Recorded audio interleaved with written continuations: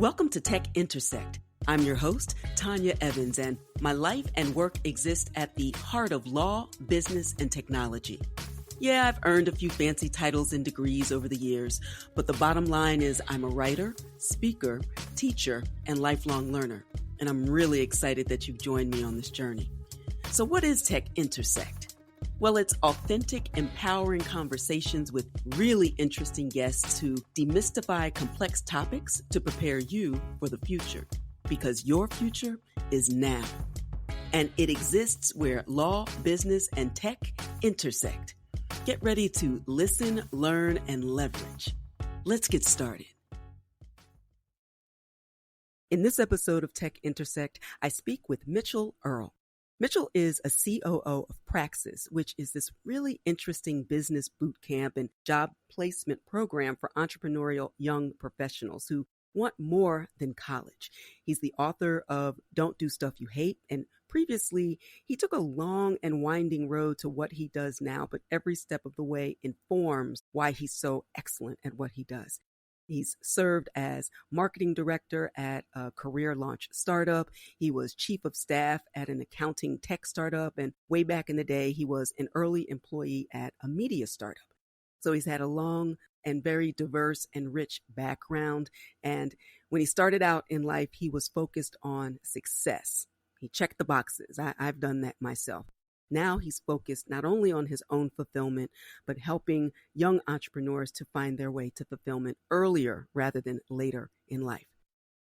Now, before we dive into the episode, I want to let you know there's still a few spaces left for my upcoming Advantage Evans Academy course from Cash to Crypto. You'll hear more about that later in the ep, but I'm thrilled by the response, the enrollments, the enthusiasm for learning and earning in this new digital cash economy. So I hope you'll join me. Stay tuned. Midway through the show, I'll tell you more about it. Join us from Cash to Crypto, how to legally, safely, and confidently participate in the new digital cash economy. I'll teach you everything you need to learn. I know that this is a difficult space to break into, especially if you don't have a tech or finance background. I don't care about any of that. I want all non-technologists and those who are in a different tech sector who want to know more about cryptocurrencies and blockchain to join me, particularly women, people of color, those who are traditionally marginalized and underestimated in this space. Don't miss the fourth industrial revolution. This is the new internet and you need to know about it. So please join me. More information at advantageevans.com. Okay, time to listen, learn, and leverage. Let's get started. Today, I am excited to finally connect and to speak with Praxis COO Mitchell Earl, who is also the author of Don't Do Stuff You Hate. Can't wait to talk about that. Now, he considers himself a generalist, and we will talk about that too, but he's a generalist who's radical about self-directed living and also helping others, especially entrepreneurial students, to do the same. And that's because he's radical about creating a better future and helping others. We'll get into all of that and how Mitchell empowers students to find their dream jobs and prepares them for the future of work in a moment, because Mitchell, students really need you in such a time as this. But first, a very warm Tech Intersect. Welcome. Yeah, thanks, Tanya. I am excited for our conversation and happy to be here. Awesome. So let's jump in. I like to start with your origin story because I think it really sets the context for the work that you do now. And it's important for people to hear the arc of someone's career and how they landed where they are. So talk to me about your origin story. Yeah, that's the best place to start, because what I get to do today is so much more rewarding and fulfilling because of my own personal career journey. I was that kid who had my entire life planned out from like age 6. I was the high achieving, academic minded student. I knew what I wanted to do. I wanted to be a pediatric neurosurgeon from age 6. That was the life plan. And it was this prestigious sounding thing that, when people ask me, what are you going to be when you grow up? I got to say this prestigious sounding thing that pretty much had a template. And so it was a template that I could follow. I didn't have to think much beyond that because I had this plan. And when I got out into the real world, or I got into college for the first time, I suddenly realized a lot of these assumptions I had about my life were wrong. I didn't necessarily want to do this path that it always said. I got exposed to a lot of different things. I got involved in an early stage startup. I started working a lot of different jobs, and I just started experimenting with different potential paths and figuring out some of the things that I was really good at and passionate about. And it kind of changed everything for me. And so through a process of experimentation and trying new things, I realized, hey, I want to work in this world of business, and I don't want to go to medical school. I don't really know how to do that. So if not medical school, then obviously I've got to go to law school, because that seems like the next best step. And so I started pivoting towards that, and I started working toward that new goal. And I got out into the real world for a couple of years. I did a number of different things, work in financial services. I was a legal aid for a small law firm and did that for a while. And honestly, I just found that, like the templated plans that I kept going back to, they didn't really fit what I was after, because none of these preset paths really made sense to me. And as I tried more stuff and I gained more context for my interests and skills and the opportunities that were out there, I realized like the best way to go ahead was just kind of to forge my own path. There didn't have to be a template for it. And, that's when I got involved with Praxis. That's when I ended up, as an early employee at another very fast growing startup. And I got to kind of lean into my, my skill set as a generalist and got to be very involved as the company grew from, around 20 employees to over 160 in a very short amount of time. And since then, the rest has kind of been history. A lot has changed since then, but that was where I kind of found, the perfect culmination of my skills, my interests, and what people valued in the real world. And so now it's an exciting time. It's really rewarding to get to work with younger people as they kind of make that first leap into the real world as well, and trying to figure out, where their skills, interests, and what other people value align as well.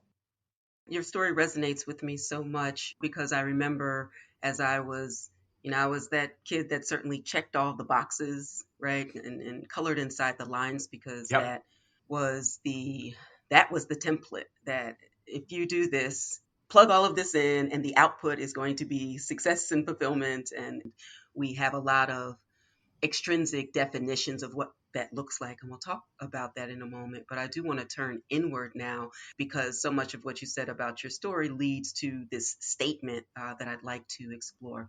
So you say, I think it's difficult to find real success unless you prioritize fulfillment. And so what I hear in your story is very much your path to that decision, that things that you were competent in didn't bring you joy, or success does not equate with fulfillment if there's a disconnect. So talk to me about that. Yeah, definitely. I think that I want to go out on a limb here and say that I'm not alone in that feeling. I think that, in particular for the ambitious, high achieving, academic minded young person, like there's often this temptation to keep score in life based on other people's expectations and your own progress compared to other people, compared to, your classmates, or compared to, the people in surrounding schools that were also successful, or once you get into college, your peers. And it's kind of this rat race. I think that a lot of my goals and early ambitions were derived from the expectations of other people. I remember as a young kid, I got pegged as, hey, he's the smart kid because he reads a lot of books and, he cares about his grades. And that became a self-fulfilling prophecy in many ways. And as I think about the targets I set my gaze on, like a lot of those didn't come from within. They weren't things that I necessarily probably was most interested in, but I knew that it was the most impressive sounding thing. It was the thing that fulfilled everybody's expectations. It was the thing that led to, what I believed it was going to be a very profitable life. I figured, hey, if I'm going to be a pediatric neurosurgeon, it's going to blow everybody's expectations out of the water. I'm going to make a lot of money, and then I'll be happy and live happily ever after. And I think that in kind of every inflection point in my career and education, the more titles and experiences and things that I accumulated that were not just, unique to my own experience and interests, the more things I tried to do to impress other people or to prepare myself to be, impressive down the road at a future job, like the emptier I felt. Like I remember reaching, this was several years ago, I was working at a company that I loved. I was in a job that I loved, but I'd been there for a while and everything had begun to get kind of rote. It kind of lost the season, the salt that it once had. Like a lot of the things that I used to be really challenging as I gained proficiency no longer challenged me. And so that was kind of what made me come alive is the work of figuring out problems and figuring out how to help our business go to the next level. And once I kind of plateaued, I was making great money, is in my mid 20s still, and I looked around and I was like, I don't know that I'm any happier now than when I was making half as much money. And I think that I left a great job and I went on to another role, not long after that. And I took a giant pay cut but I was involved in work that, again, it was challenging. It was fulfilling. I was, learning on the fly. I felt like I was making an impact. I felt like the company's success and my things I spent my time on, there was a direct tie between those. And I was making less money, but somehow I was happier. And so the more I've looked back on my life and all these experiences, the more I've realized that the success and satisfaction out of life isn't about these external ways we all keep score. It's not about what other people think when they look at your career. It's more about, do I love what I'm doing? Am I happy? Am I excited to get out of bed in the morning? Do I feel like I'm making an impact? Do I feel like I'm using my talents? Am I challenged in my work? Like all of those internal things have just been so much more rewarding and had so much better, ROI than when I've been chasing, those external ways of keeping score. And it's so important so as you're talking, and I'm thinking also of a book that you recommend to others by Roman Krznaric, How to Find Fulfilling Work, that there's this laundry list of achievements. Some are extrinsic, some intrinsic, but the fact that success is part of fulfillment, but it's not the same thing is how I'm experiencing it, right? So earning money, I like to earn money. That's great, but it's one thing. It is not the thing. Achieving status. So titles as an academic are important, sometimes more important than money, actually, that you're on the right track and you have the right title at the right time. And that's extrinsic, right? That's outward facing.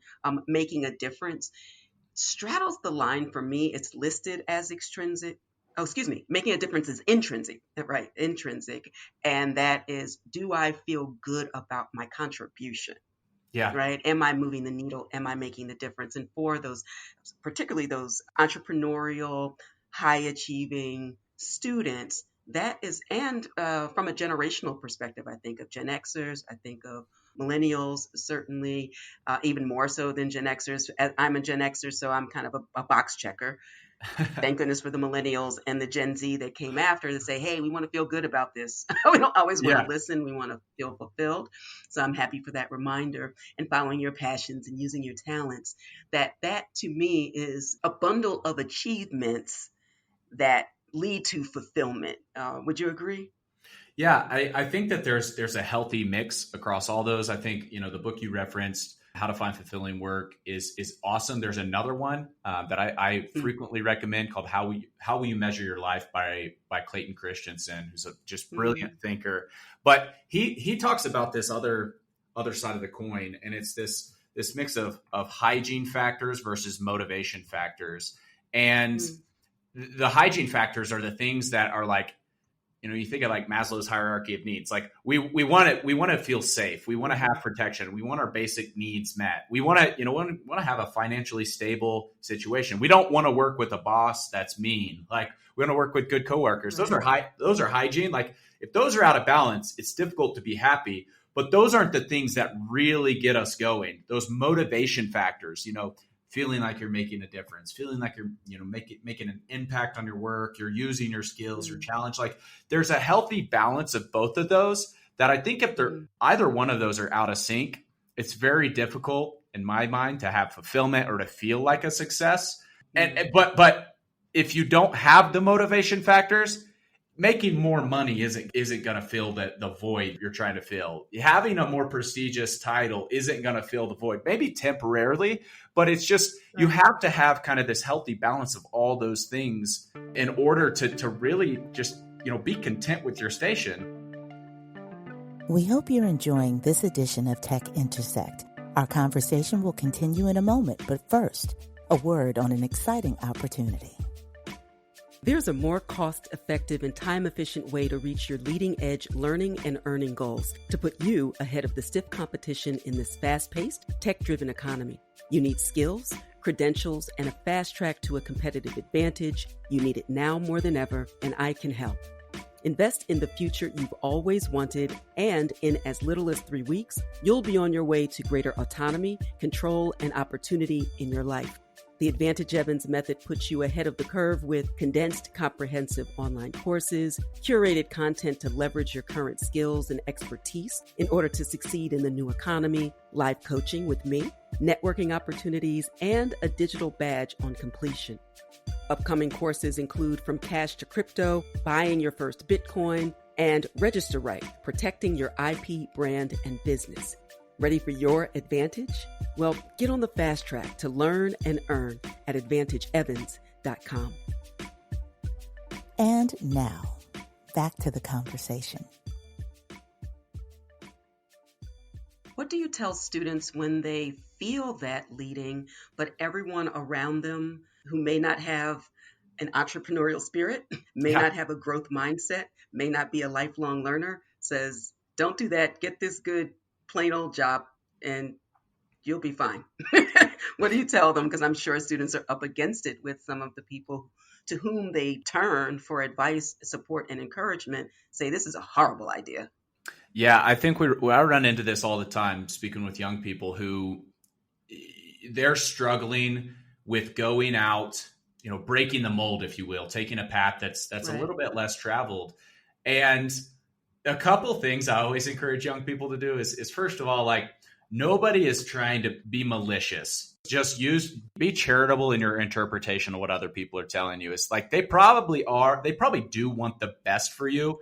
And their idea of what's best for you it may not be what's best for you. It may be informed by their own experience or whatever. And so like, you've got to justify that, but just like understand most people that are close to you and giving you advice, like they truly are well-meaning. They have good intentions. So check that box. And then on the other side, it's like, what do you really want?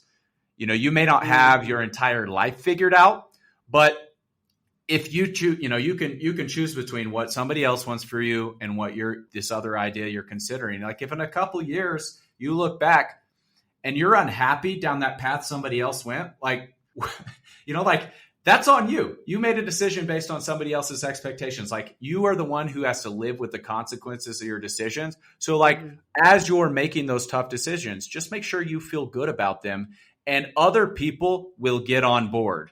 They're not going to just like stop loving you in most cases or stop being friends with you if you make a decision they disagree with, but they want what's best for you. And it's a lot easier to make those decisions if you make them boldly rather than, on the fence. Because if you're on the fence about a decision other people don't support, that's a lot more difficult to proceed ahead, I think. So. Absolutely. You have to be on sure footing before you state, because if you are wavering in the least, then the 101 reasons you shouldn't do it, somebody's going to add 102 and tip you over to safe over soul, as I think about. And I can imagine all the things that you've said informed your decision to write Don't Do Stuff You Hate. So talk to us about that book. Yeah, so a few years ago, I got the awesome opportunity to co-author a book with Isaac Morehouse, who's the founder of Praxis, and that was an awesome undertaking, awesome project. So it's a collection of essays and different ideas on how to find satisfaction in life, and it's there's all these self-help and like coaching and career advice ideas out there. And I think that a lot of young people feel the pressure of some of this advice. It tends to say, hey, you need to figure out what you're going to do for the rest of your life. You need to go, to college and study that thing. maybe go to grad school and study that thing. And then you need to go, get internships, and you need to like have this very linear path. And that's a lot of pressure to feel like you have to know what you want to do for the rest of your life. And when I think about the ideas of don't do stuff you hate and the experiences that informed that book is like, I'm looking back on my own life, and I didn't know what I wanted to do. The way that I figured that out was by trying a lot of things and then crossing things off the list that I didn't enjoy, that didn't bring me fulfillment. And the book very much talks about that decision-making process. Don't necessarily put all your chips in on the middle, in the middle of the table, because you feel like you have to have everything figured out. Go out there and accumulate experiences that are valuable to you. Try stuff, narrow down your option set by trying things and then running away from the things that make you feel bad inside. And that process of elimination has been a lot more rewarding and fulfilling and actually effective for me than just, like I mentioned earlier, trying to make decisions about my future based on what other people expected from me.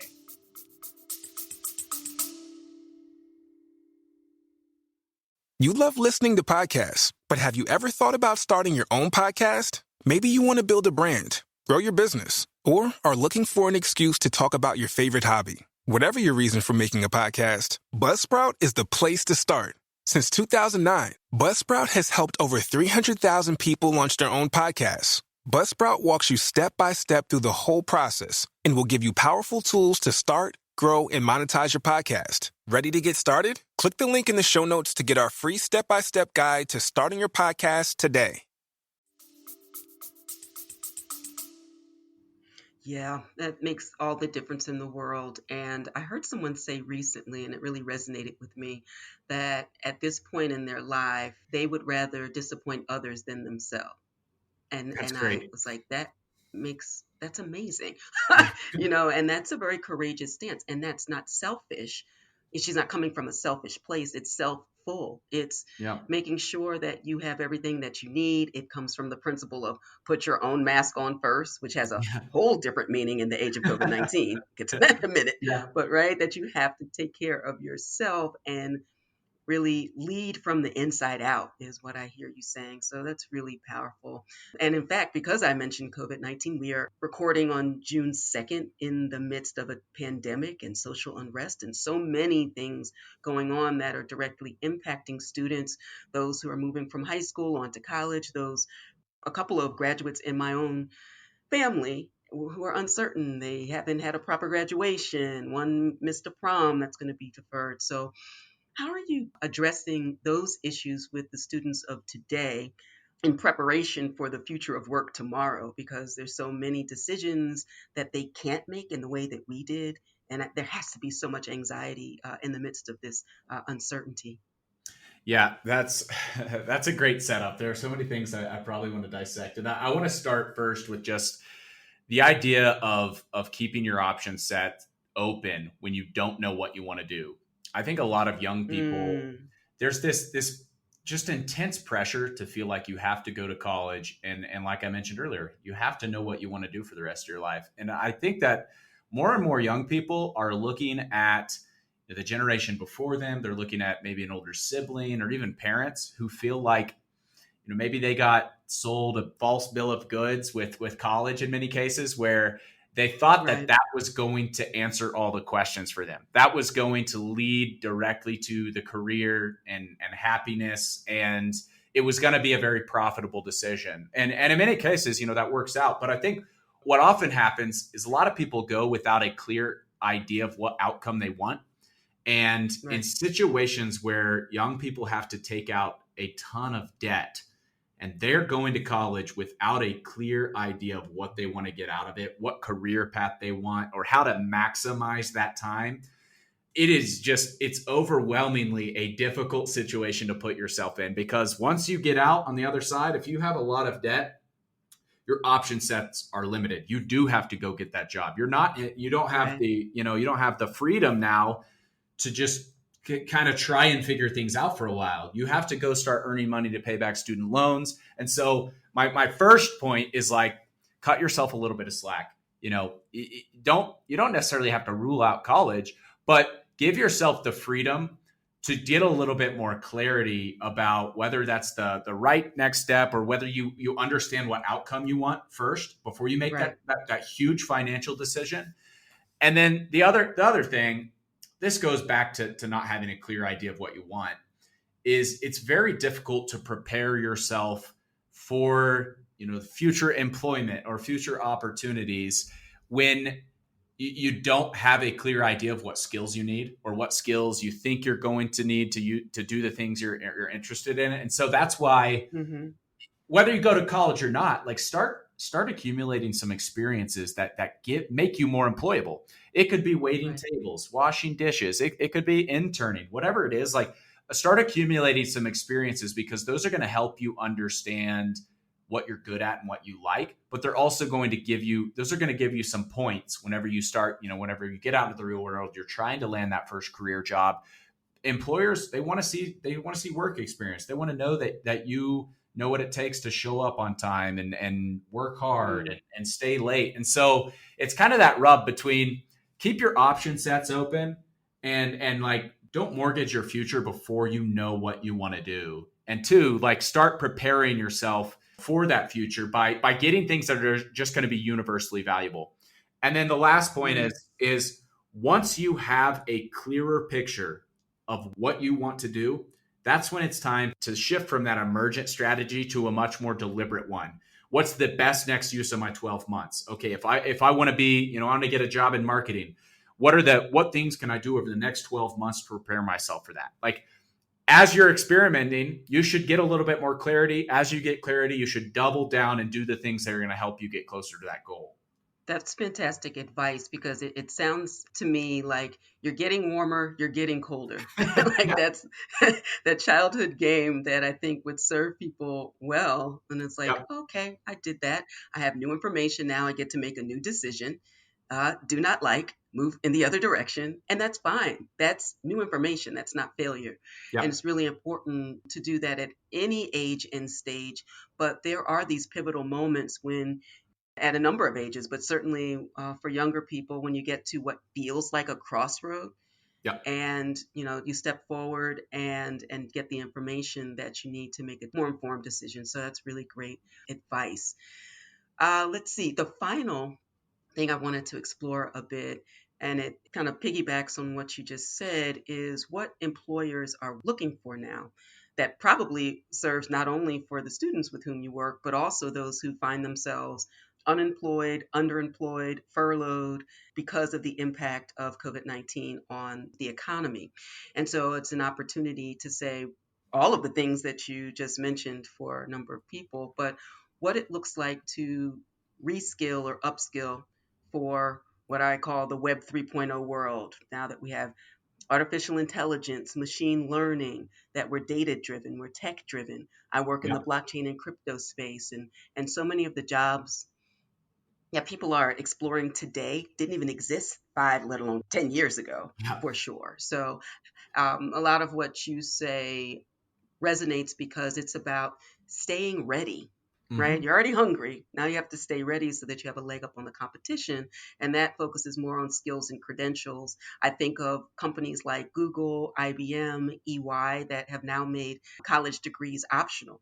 I Yep. loved college, and that's fine as a lifelong learner, but there are things that people can do to get ready even in this Yep. moment. So let's talk about the future, preparing for the future of work.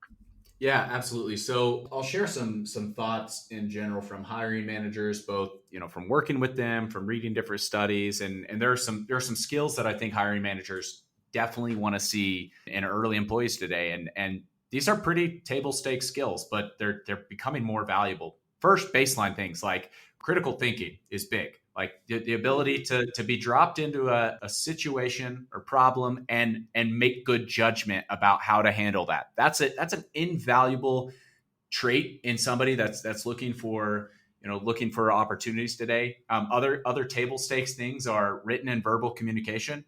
Hiring managers want to know that you're gonna be a good ambassador of their brand when you're talking to customers or potential customers, or you're interacting with peers or partners, or whatever. They want to know that you can communicate. And also, like, if you can, the more effective you can communicate, the more valuable you are to yourself and your own career, but also to a business. Another skill, and this is a broad skill. You can, a lot of different ways to have this, is just data analysis. The ability to use Excel or, an analytics tool and look at data and interpret it and make decisions based off that data or draw correlations from that data. You don't have to be, a data scientist, but you should, at least in this world, be able to look at some data and make some decisions based off of that. That's a really valuable skill set. So beyond those baseline things, here's something that I think a lot of young people, that I've worked with, at least, they don't have a good understanding of just how to sell their own skills. So the ability to pitch value to other people versus just passively apply for job opportunities. This is something that I've seen work over and over and over again, is using proof instead of paper. And what I mean by that is, if you say you have a skill, demonstrate it. Put together a portfolio that shows that you have those skills. That lowers the burden of proof so much whenever you're out on the job market and you're said, hey, I know how to use Excel. I'm a designer. I'm a great marketer. Well, what's a campaign you've run? What's something you've created? Like, that proof makes it a lot easier to get somebody to trust your ability to do the things that you say you can do. And I think that that's something that, if you go out on the job hunt and you figure out a way to put the proof out there and pitch the value you can create for a business, instead of just applying and hoping that they pick you out of a stack of resumes, you're going to, that is a skill set that you can use to win opportunities for yourself over and over and over again in your career. That's perfect. How can people stay in touch with you, learn more about your services and your work? I know you also have, I think I was remiss in not mentioning your podcast. So please share that information. I will drop links to everything in the show notes as well. Yeah, absolutely. Thank you so much. I regularly blog at mitchellearl.com. You can check out more about Praxis, which is a college alternative for entrepreneurial young people that results in a guaranteed full-time job. It's discoverpraxis.com. And then we've got a new podcast out called Self-Directed. You type in Self-Directed in any major podcast player, YouTube. You can find that there. It is a podcast all about how to build a life and career on your own terms. I'd love to have you listen, and feel free to drop me a line anytime at mitchell@discoverpraxis.com. Mitchell, I'm so excited about the work that you're doing. I think that you're making a definite impact on students to really connect fulfillment to work that is really going to change the trajectory of their lives. I'm going to pretend that I'm 22 again and take some of your advice and keep up the great work. And I'm so glad that we're in contact. Yeah, thank you so much, Tanya. This has been fun, and I appreciate you having me on as well, and the work you're doing. Mitchell's belief that it's difficult to find real success unless you prioritize fulfillment is the absolute truth. I'm telling you what I know. Successfully earning a great income, building wealth, mastering a skill, earning a credential, those are all crazy important, no doubt about it. But ultimately, the intrinsic achievements of making a difference, following your passions, and using your talents, that's where true fulfillment and peace are found.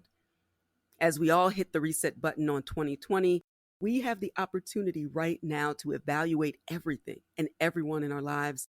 This is your opportunity to reimagine where you want to be 1, 5, 10 years from now and beyond. Plant the seeds of fulfillment today, and then get really excited for what awaits you in the future, within and all around you. Your future is now. All right. Speaking of now, that's all for now. Until next time, continue to shine. Stay in touch with host Tanya Evans via your favorite social media. On Twitter @TechIntersect. And on Instagram via the handle TechIntersect. This podcast has been produced by Stephanie Renee for Soul Sanctuary Incorporated.